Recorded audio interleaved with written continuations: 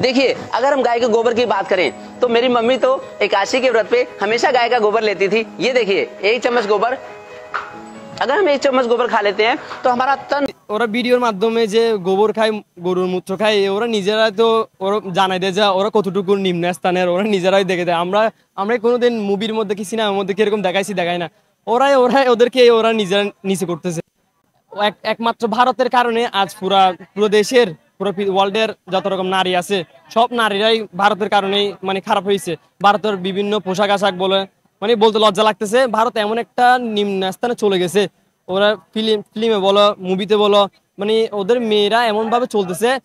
পার্শ্ববর্তী দেশ পাকিস্তানের মেয়েরা গুলো কিরকম ভালো, কিন্তু ওদেরকে শুধু খারাপ বানিয়ে ফেলছে। পাকিস্তান কি পুরো ওয়ার্ল্ডে যত রকম আরব কান্ট্রি আছে প্রত্যেকটা দেশের পর্দাশীল মেয়েদেরকেও খারাপ বানিয়ে ফেলতেছে। ভারত পাকিস্তান যুদ্ধ চলে সেটা অফকোর্স আমি জানি, কিন্তু এক্ষেত্রে বাংলাদেশে তেমন একটা প্রভাব পড়বে কিনা সেটা নিশ্চিতভাবে বলতে পারি না। কারণ আমাদের বর্তমান সরকার ডক্টর মোহাম্মদ ইউনূস উনি আমাদেরকে এমনি ওই সেনাবাহিনীদেরকে বর্ডার গার্ডে সতর্কতা অবলম্বন করার জন্য বলা হয়েছে।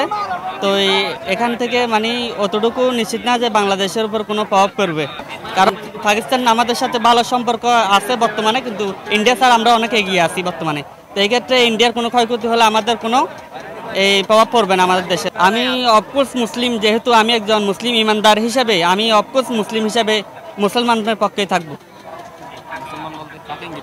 মুসলমান বলতে ইন্ডিয়াতে তো মুসলিম আছে, আমাদের ভাই আছে, বাইরে আছে, তারপর পাকিস্তান বিশেষ করে মুসলিম রাষ্ট্র, সেহেতু আমি পাকিস্তানের পক্ষেই আছি।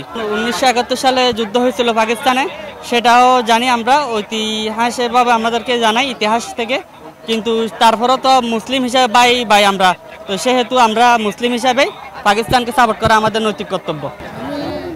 তো পাকিস্তানের পক্ষে থাকবো। কেন পাকিস্তানের পক্ষে, কেন ভারতের পক্ষে নয়? কেন মুসলমান হিসাবে মুসলমান ভাইয়ের পক্ষে থাকবো। দুই পক্ষে মনে করেন বিরোধী দল দিতে স্যার, পাকিস্তানকে সাপোর্ট দিতে 90% যদি সাপোর্ট দেয়ও, এখানে আবার কথা আছে, কারণ এককালে ওরাই আমাদেরকে ক্ষতি করছে। আমি পাকিস্তান নেব অবশ্যই। কেন পাকিস্তান আমাদের উপর হামলা করেছিল, এগুলো ভুলে গেছে? এগুলো বললে এখন পাকিস্তানের ইসলাম কাহিনী বুঝছেন, এখন ভারতের মধ্যে যেগুলো চলতেছে আমাদের মুসলিম বিরোধী কথা বলতেছে, এগুলো দেখে তো আমি ভারত ইয়া করবো না। ভারত আমাদের পূর্ব ইয়াতে, পাকিস্তান যদি আমাদের পূর্ব পাকিস্তানের ক্ষতি করছে সমস্যা নেই, এটা তো ধরা যায় না, ঠিক আছে? তো এখন আমরা পাকিস্তানে সাপোর্ট করি, ভারতকে সাপোর্ট করি না। তাহলে পাকিস্তানের সাপোর্ট করবো আমি।